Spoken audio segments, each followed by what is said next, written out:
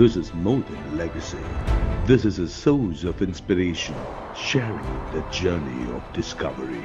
PSN College of Engineering and Technology. Chennai Marina கடற்கரைக்கு அடுத்த வாரத்தில் நீலக்கொடி சான்றிதழ் கிடைத்து பயன்பாட்டிற்கு வரும் என்று எதிர்பார்க்கப்படுகிறது. இதற்கான நடவடிக்கைகளும் தீவிரமடைந்துள்ளன. தமிழகத்தில் ஏற்கனவே கோவளம் கடற்கரைக்கு நீலக்கொடி சான்று அங்கீகாரம் கிடைத்துள்ளது. சென்னை மெரினா, திருவான்மியூர் உள்ளிட்ட 6 கடற்கரைகளுக்கும் நீலக்கொடி சான்று பெற தமிழக அரசு முயன்று வருகிறது.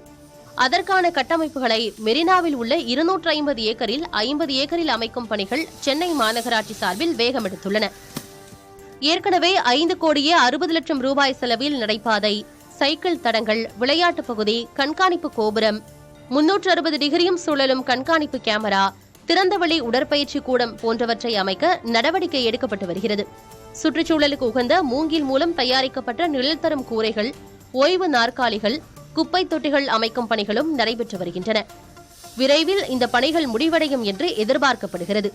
திடக்கழிவு மேலாண்மை, கடற்கரை தூய்மை, சுற்றுலா பயணிகளுக்கான பாதுகாப்பு உள்ளிட்ட 33 அம்சங்களை மதிப்பீடு செய்து உலக நாடுகளில் உள்ள கடற்கரைகளுக்கு டென்மார்க்கைச் சேர்ந்த சுற்றுச்சூழல் கல்விக்கான அறக்கட்டளை நீலக்கொடி சான்றை வழங்கி வருகிறது.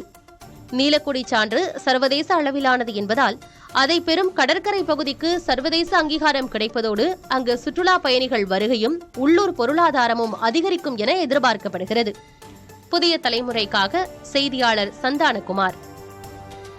This is more than a legacy.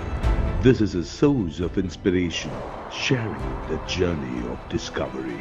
PSN College of Engineering and Technology.